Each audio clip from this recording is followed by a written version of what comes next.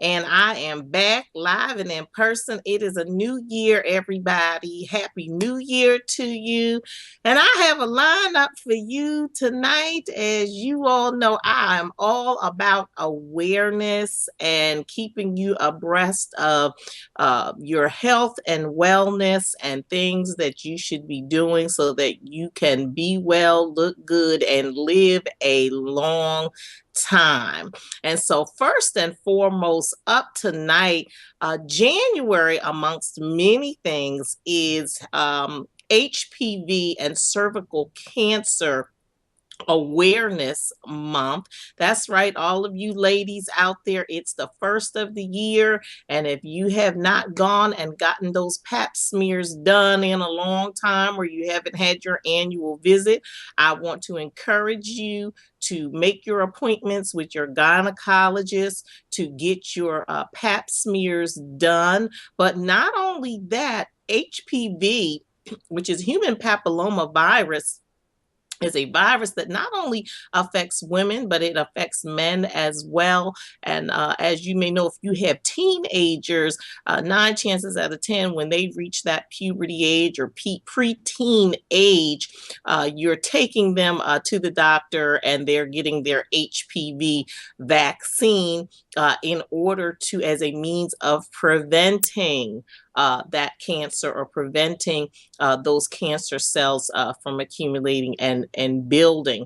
And so tonight, I want you to take a look at this quick video that's being brought to you by the National Coalition for Cervical Cancer. I believe that's the organization that's going to give us a little lesson tonight on awareness about HPV. So we are back, and listen, let me just talk to you about HPV a little bit because HPV, number one, is common, and most sexually active individuals may have HPV at some point.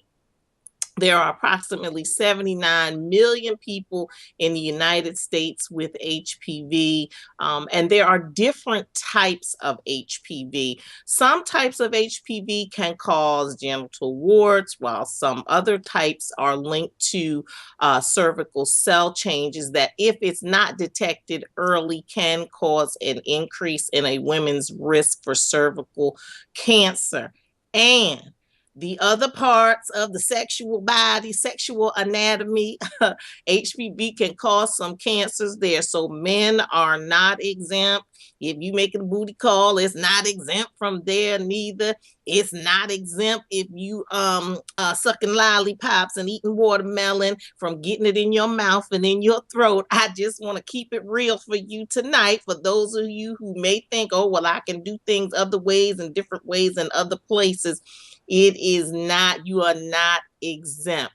And what the NCCC says is that HPV infections are usually harmless, though, and most are cleared naturally by the body in a year or two. But they do have the HPV vaccines that can help prevent infection from both high-risk HPV types that can lead to cervical cancer, in addition to the low-risk types that can cause genital warts. And so there are typically 3 HPV vaccines available, and they're recommended for all males and females through age 26. Now, how do you get it? It's passed through sex. It could get passed by rubbing parts up, one part up against another part. It can be transmitted through oral contact from one part to another part. You know, this is a sidebar. We was talking tonight. Let me tell y'all something. We was talking about kissing babies because my daughter ended up with cold sores.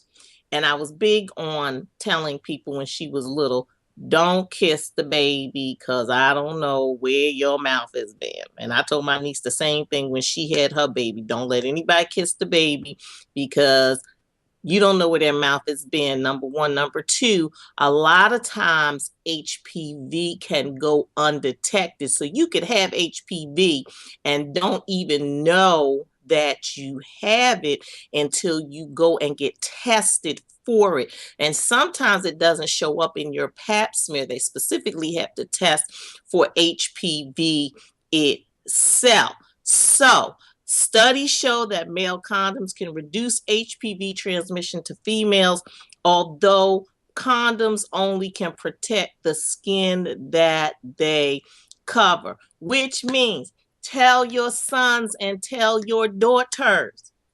These are the types of conversations that are not just for the 40 and over, or for the 35 and younger, but it's for those who may be at that age where they may be getting into sexual exploration. And that's just what I'm going to call it.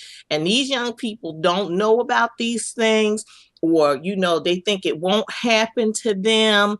And so it's important to make you aware of these things. Young ladies, there are more than enough clinics and places that you can go to get free pap smears done if you don't have insurance.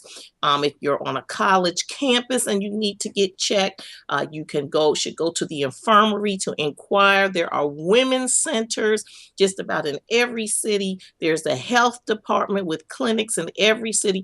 So there is no reason why you should have anything, because we are here to make you aware about it. And for more information, I encourage you to go to nccc.org, which is the National Cervical Cancer Coalition, if you want to get more information about it.